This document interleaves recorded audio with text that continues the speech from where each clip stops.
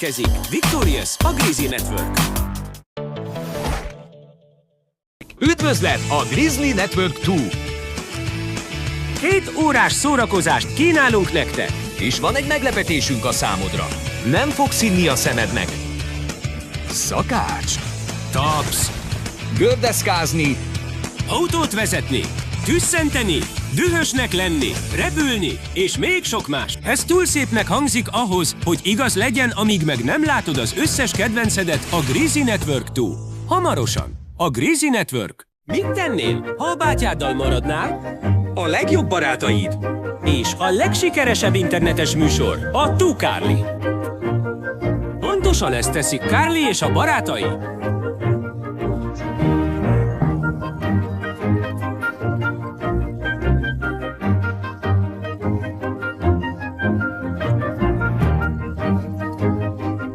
iCarly, hétfőtől péntekig reggelente a Grizzly Network.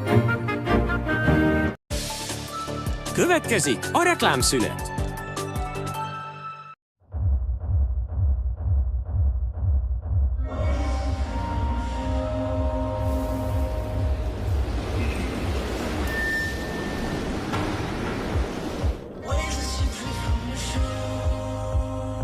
Van, akinek a korlátlanság a zenehallgatás szabadságát jelenti.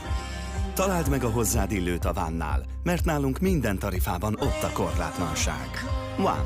Minden pillanat számít. One. Szoboszlai!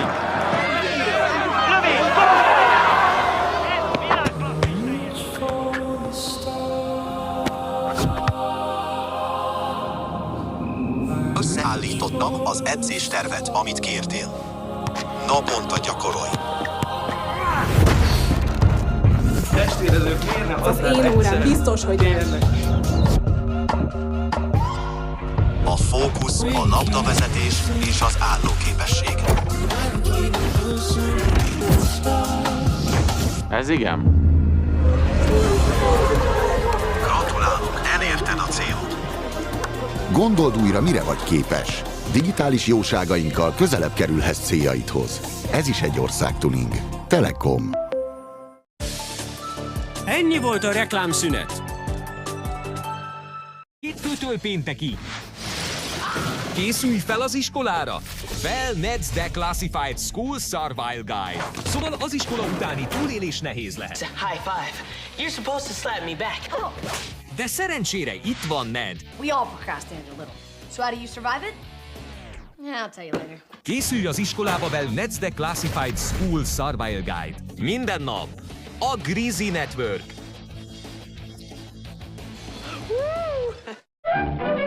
Unatkozol az iskolában? Egy mókus hangjai. Hé, te zaklatsz! Megérdemli.